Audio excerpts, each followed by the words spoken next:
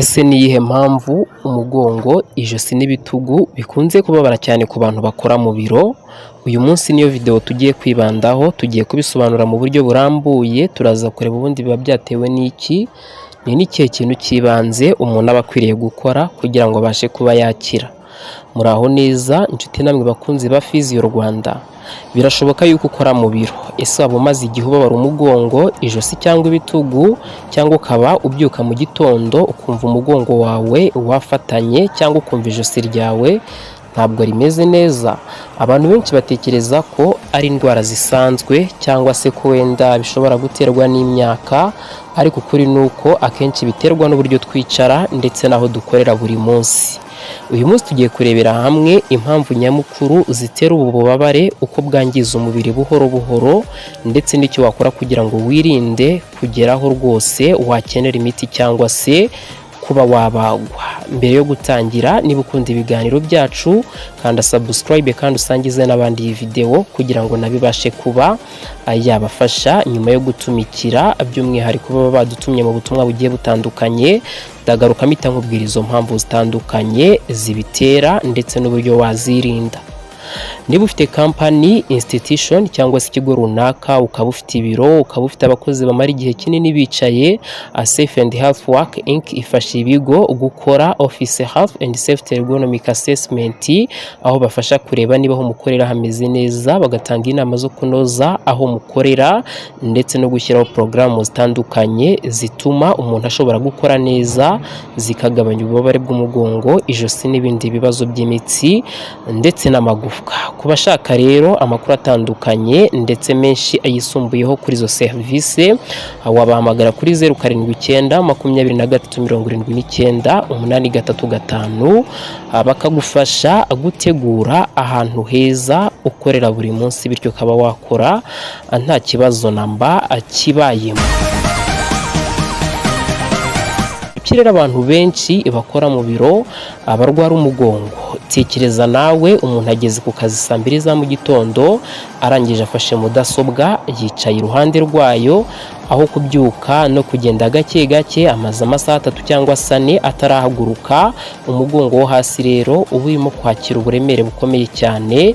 Niyo mpamvu ibingibi bituma yaba imikaya, ubwo n'izi nyama ziba ziri ku mugongo ndetse n'imitsi ifata urutirigongo, byose bitangira kunanirwa, bikaba noneho byatangira kugenda birekuramo gake uburyo byafataga urutirigongo.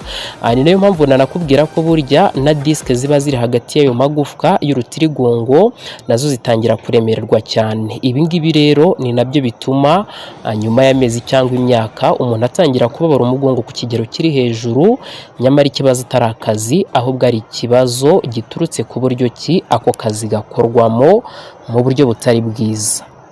Hari indi mpamvu rero nanone ishobora gutuma ijosi ribabara cyane cyane.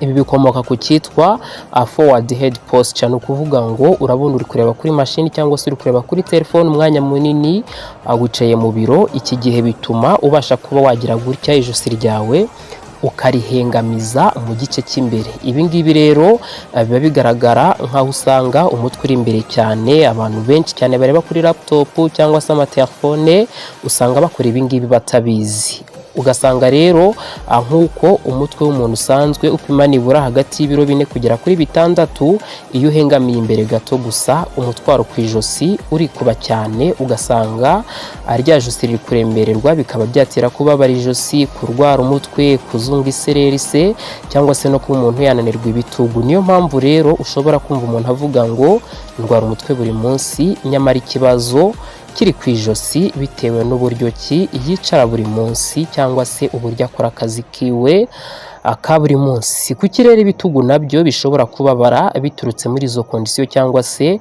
muri ubwo buryo umuntu yarameze. Buryo keyboard cyangwa se akira gikoresho cya mashini kiri kure cyane, cyangwa se na mouse uri gukoresha ikaba itari ahantu heza, iki gihe ibitugu byawe biba bikora ku masaha menshi cyane, bikanakora nyine bikoresheje imbaraga nyinshi, bikaba byatuma ya mikaya cyangwa se izinyama zo ku bitugu bitaruhuka, bityo nyuma y'igihe ugasanga habayemo kuba urutugu rwawe rwakuka, habayemo ibibazo by'amatendoni, cyangwa se ugasanga iyi mikaya yabaye nk'ikururuka cyane, bikaba byanatera imwe n'imwe kuba yanacika.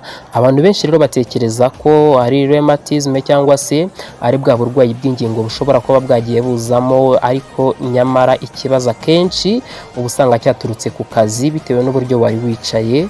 Niyo mpamvu kugana ku musozo w'iyi video byose ndaza kukubwira uburyo ki ugomba kuba wabikosora. Usibye ibyo rero bitandukanye bishobora gutera ubwo bubabare, hari n'ibimenyetso umuntu aba akwiriye kwitondera. Icya mbere, niba ufite ibimenyetso birimo kubabara umugongo nyuma yo kwicara, kunanirwa ijosi, kubabara ibitugu, kubabara amaboko, cyangwa se ugasanga intoki zawe zirimo ibinya, ukumva zirashyushye cyane cyangwa se ukumva zirashya, icyo gihe bishobora no kugenda nawe no kurwara umutwe kenshi.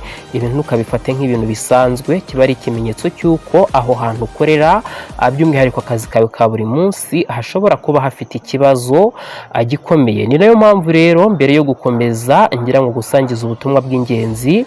Niba ufite company, ukaba ufite ikigo runaka cyangwa se business, yewe ukaba ufite n'ibiro runaka, ukaba ufite abakozi bamara igihe kinini bicaye, ndakubwira ko Safe and Health Work Inc. ifasha ibigo gukora ahantu heza ho gukorera, ibyitwa Office Health and Safety Ergonomic Assessment, abinyuze mu gufasha kureba niba aho mukorera hameze neza, dore ko batanga inama zo kunoza aho gukorera ndetse no gushyiraho amaporogaramu atandukanye atuma ahantu ukorera hamera neza, ndetse ibi byose bikaba byagenda bigabanya ububabare bw'umugongo, ijosi ndetse n'ibindi bibazo by'imitsi ndetse n'amagufwa. Dore rero uko ushobora kuba wakwicara neza, by'umwihariko intebe yawe igomba kuba ishyigikira umugongo, ibirenge bigomba kuba bikandagira hasi neza, ndetse na mudasobwa yawe igomba kuba iri ku rwego rwa keyboard yawe ibigomba kuba iri hafi yawe. Ntukagora amaboko rwose, ijosi si ngombwa kurigora. Iyo ibintu byose byubahirijwe, bityo wa mutwaro wabaga ku mubiri wose uragabanuka cyane.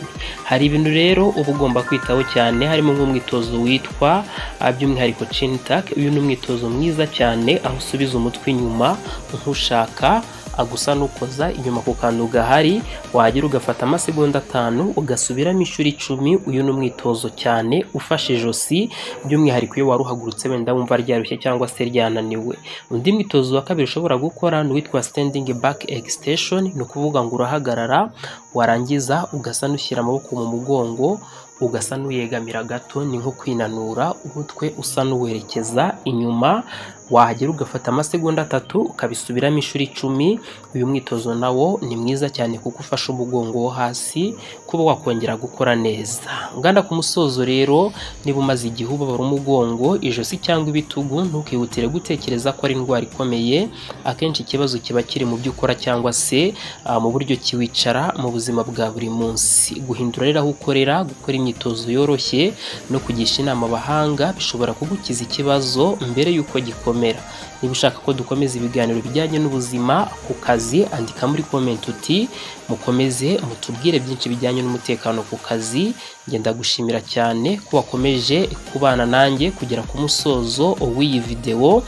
Gusa nkwibutsa yuko iyi video yakugezeho ku bufatanye na Safe and Health Work Inc., ikigo cy'umwuga gitanga serivisi zijyanye n'umutekano n'ubuzima ku kazi, occupational safety and health. Niyo mpamvu niba uri umuntu ku giti cyawe, ikigo, uruganda cyangwa company yifuza kongera umutekano, kugabanya impanuka no guteza imbere ubuzima bw'abakozi, wabegera ni ukuduhamagara kuri 0792739835, bityo tukagufasha mu buryo bwiza. Safe and Health Work Inc. barakubwira ngo creating safer workplaces, healthier lives.